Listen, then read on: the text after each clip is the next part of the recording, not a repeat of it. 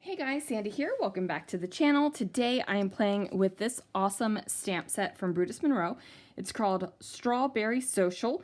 It's got strawberries and cream, some strawberry shortcake, a strawberry builder that you can put cream and seeds and leaves on. That is super fun. I've also pulled out the berry basket 6x6 stencil. I'm going to play with some embossing powder. Super excited. So let's see what I can do. Alright guys, so I am starting off by using my embossing ink pad through my stencil, and I just go ahead and place that right over top of my cardstock. I'm taking some gilded embossing powder, and I'm going to go ahead and let my heat tool heat up just a little bit, and then the magic happens with the embossing. Wow, I wish embossing actually happened this fast in real life, because this is simply magical. There is science, but it's magic, trust me. So now that I have my background done, I am going to start stamping out some of the images from the stamp set. So I have these 4 photos of my husband and I, and these photos are from us when we were on vacation in the Dominican Republic. Now I actually have a themed supply kit all ready to go for that trip. However, I do put a couple layouts in the regular album so it doesn't go from something that happened right before the trip, nothing in the trip, about the trip or anything in our family album, and then, you know, moving on. So if I didn't have a page or two in the family albums, you would never even know that the Punta Cana trip happened. So this is going to be one of those layouts that will go in the family album.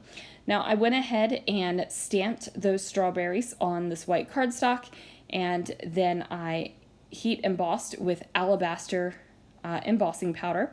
And then I just went ahead and used a little bit of the, I want to say it was the fuchsia Chroma mist, and brushed that on to go ahead and give me a little bit of a resist with my embossing. I love the way that a resisted embossed panel looks, or a background. I think it just adds a little bit extra to a layout where it's just not paper right in front of you. So I am going to matte these photos of us. Now these photos are not all exactly the same size, but they are pretty similar in size, and they are going to overlap. Now I also have the Brutus Monroe paper pack here. This is, the name of it is failing me, but I will link it down below. And I'm going to cut out these large hearts. So the large hearts are going to be where I'm going to place some clusters. So I'm just going to go ahead and pull out some more of those strawberry bits. And I am going to do the same thing where I am going to emboss them. I'm using my embossing ink pad, and this time instead of the white, the alabaster white embossing powder, I'm using the Raven Black. Now I did not use my anti-static powder tool, so I had to brush off a little bit of the embossing powder with a paintbrush, and then I just go ahead and emboss them up.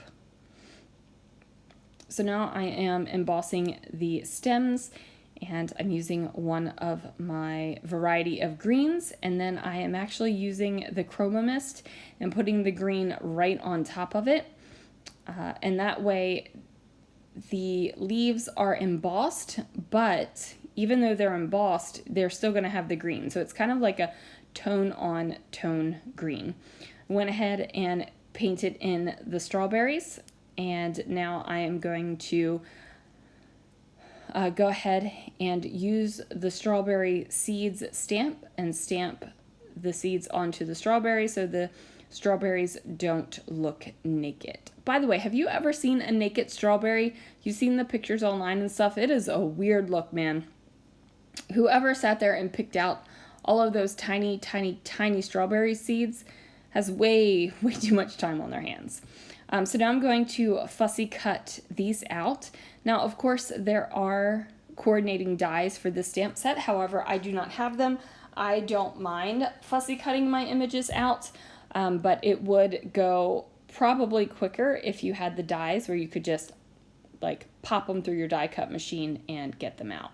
So now I am figuring out where exactly I want my photos and how exactly I want to layer them. Like I said, they aren't all the exact same size. So now I've put the hearts down on either side of my wonky photo line, and what that's going to do is give me two different places to build some clusters. So this is where I'm going to pop up the strawberries. I'm going to glue the strawberry leaves onto it, and then also I'm going to use this heart pattern paper from that same pattern paper pack. I want to say it's the Sweet Candy paper pack, just to add a little bit more color and fun in there. Now I've decided that I need some more stamped images on here, that this one is just not going to be enough for me. So I'm going to go ahead and stamp out this strawberries on the vines still, and I'm doing it on some vellum, and I'm going to go ahead and emboss that with some white heat embossing in alabaster again. So I'm going to fussy cut these guys out as well. Again, this is something that I find really quick and easy to do. However, if you need the dies because you abhor fussy cutting, then go ahead and get yourself some dies. So I'm going to kind of tuck these under the strawberries and just really build up the clusters going on here, because I really want the photos to like take the spotlight, because the photos tell a story, and I want my embellishments to kind of accentuate the photos instead of sometimes, you know, the pretty parts of the page. I don't care if that's what you see first, but this time I want you to notice the photos. So like I said, just going to fussy cut these bad boys out. I don't know if I end up using all of them. I don't really remember. I must have. Looks like I did. So now that I've got my clusters down, it is time to figure out a title. So I am going to just use some letter stickers from my stash. And then, of course, I'm going to glue them down so that they actually stay stuck down to my paper. And I'm going to do a little play on words and call it Berry Sweet. And then I'm going to do a sketchy border around the outside of the layout and just drop a couple of lines of journaling. And then that is going to do it for this layout. Of course, I had to throw on a little bit of Ornament Gold Chroma Mist, which makes the most delicious gold splatter on your layouts ever. Thank you so much for watching, guys, and I'll see you again real soon for another video.